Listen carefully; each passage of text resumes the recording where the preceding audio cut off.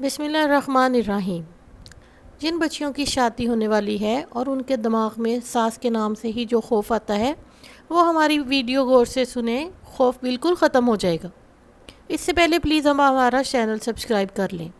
وہ زمانے گئے جب ساس کا نام سنتے ہی ذہن میں خوفناک خاکہ کچھ اور ہی ہوتا تھا، یعنی سفید بال، عام اور قدرے سستے اور کاٹن کے ملبوسات پہننے والی ضعیف سی خاتون۔ سیانے کہتے ہیں کہ ماضی میں مچھر اور مکھی کی طرح ساس کی زندگی میں بھی کبھی سکون نہ ہوتا تھا اور نہ دوسروں کی زندگی میں سکون دیکھنا پسند کرتی تھی۔ ادھر گھر میں بہو نے قدم رکھا اور ادھر نئے نئے منصوبے بننے شروع ہو جایا کرتے تھے، یہاں تک کہ گھر میں اگر کوئی جانور بھی پال رکھا ہوتا تو اس کا خیال رکھنا بھی بہو کی ذمہ داری ہی قرار پاتا تھا۔ غرض یہ کہ ساس ایک ظالم پولیس انسپکٹر کی طرح سارا دن بہو کی حرکت و سکنات پر کڑی نظر رکھتی اور اسے نوٹ کرتی رہتی، اور جہاں اس سے کوئی غلطی سرزد ہوتی فوراً بیٹے کے کان بھرنے پہنچ جاتی۔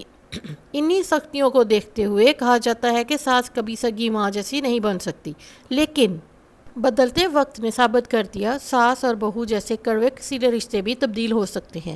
پہلے کی نسبت آج کی ساس پڑھی لکھی، سلجھی ہوئی اور ایک سمجھدار عورت ہوتی ہے جو بہو سے ہر سطح پر مقابلہ کرنے کے لیے ہمہ وقت تیار رہتی ہے۔ اب جہاں بھی جاتی ہے دونوں ساس اور بہو اکٹھی جاتی ہیں، مثلاً بیوٹی پارلر جانا ہو یا پھر خریداری کرنے کے لیے کسی سپر مارکیٹ کا رخ کرنا ہو، ساس اور بہو دونوں ساتھ ہی نظر آتی ہیں۔ آج کل یہ امر عام مشاہدے میں آتا ہے کہ بیوٹی پارلر میں اگر ایک کرسی پر بہو فیشل کرا رہی ہے تو دوسری کرسی پر ساس صاحبہ برجمان ہوتی ہیں۔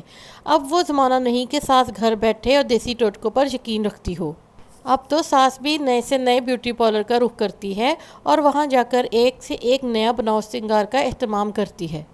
جدید دور میں ساس کے تقاضے بھی کسی بہو سے کم نہیں۔ ویسے بھی اب وہ زمانہ رہا نہ وہ لوگ، نئے دور کے نئے تقاضے۔ مگر اب تو نہایت فیشنیبل سی ساس، بہو سے 2 قدم آگے دکھائی دینے والی خاتون، مشہور برانڈ کے ملبوسات اور پرس لیے ہوئے، میک اپ زدہ، بال رنگے ہوئے اور پھر دیگر فیشن کے تقاضوں سے ہم آہنگ اب بہوؤں سے زیادہ ساس بناؤ سنگار کا اہتمام کرتی دکھائی دیتی ہیں۔ بہو اور ساس کے درمیان ایسی مقابلے کی ہوا چلی ہے کہ عمر کا لحاظ کرنا بھی چھوڑ دیا گیا ہے۔ پہلے ساس اپنی عمر کی مناسبت سے ملبوسات کا انتخاب کرتی تھی، یعنی ہلکے رنگوں کے کپڑوں کے علاوہ کوئی اور رنگ ان کی آنکھوں کو جچتا نہیں تھا۔ مگر اب یہ حالات ہو گئے ہیں کہ بیٹے کی بارات پر ماں کے کپڑے کی چمک دمک دیکھ کر محفل میں یہ اندازہ لگانا مشکل ہو جاتا ہے کہ دلہن کی ساس کون سی ہے۔ اس طرح پہلے ساسیں شادیوں پر بھی میک اپ سے پرہیز کرتی تھی، مگر اب وہ مہنگے سے مہنگے بیوٹی پارلر سے تیار ہوتی ہیں تاکہ دیکھنے والوں کی آنکھیں خیراں ہو جائیں۔ پہلے ساس کا سارا زور بہو سے گھر کے کام کاج کروانے پر ہوتا تھا اور ہر وقت اس کی کوشش ہوتی تھی کہ اس کی بہو ایک سگڑ سلیقہ مند بہو بن جائے۔ اس لیے ہر وقت وہ اپنی بہو کو گھرداری سلیقہ مندی پر لیکچر دیا کرتی تھی، لیکن اب وہ اپنی بہو کو گھرداری کے گر سکھانے کے بجائے اس سے فیشن پر بات کرتی ہیں۔ بہو نے ایسے کپڑے بنائے تو ہمیں بھی یہ بنوانے چاہیے، یعنی ساس کا دھیان اب بہو کی برابری پر ہوتا ہے۔ ماضی میں گھر پر کھانا پکانے پر زور دیا جاتا تھا کہ گھر کا کھانا سب سے اچھا ہوتا ہے، ہر طرح سے جراثیم سے پاک ہوتا ہے۔ پہل باہر بہو کھانا کھا لیا کرتی تو وہ ویلا مچ جاتا۔ اب بہو کے ساتھ ساس بھی ڈنر کے نام پر باہر کے کھانے کو انجوائے کرتی ہے۔ بھلا یہ کیسے ممکن ہے کہ کسی ریسٹورینٹ میں بہو کا جانا ہو اور ساس صاحبہ پیچھے رہ جائے؟ وہ تو سب سے پہلے سب سے آگے ہوتی ہیں اور خود تجویز کرتی ہیں کہ کس ہوٹل کا کھانا زیادہ اچھا ہے۔ آخر بل تو ان کے بیٹے نے ہی ادا کرنا ہوگا۔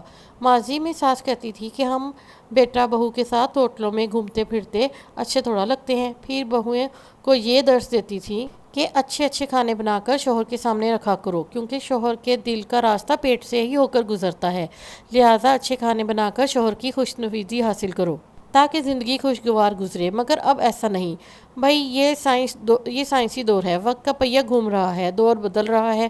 کبھی ساس کا دور ہوتا ہے تو کبھی بہو کا دور آتا ہے، کبھی ساس کا گھر پر راج ہوتا ہے تو کبھی بہو کا۔ دنیا کا یہی دستور ہے۔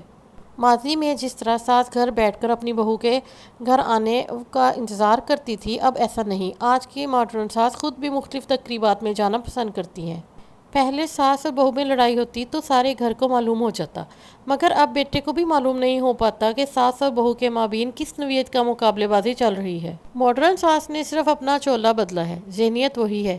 یہ کہا جا سکتا ہے کہ ایک نیام میں دو تلواریں نہیں رہ سکتی۔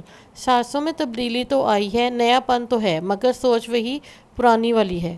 پہلے بیٹے اپنی بیویوں کے سامنے ماں کے ہاتھ کے پکائے ہوئے کھانوں کی تعریف کرتے نہیں تھکتے تھے، ہر کام میں اپنی ماں کی مثال دیتے تھے۔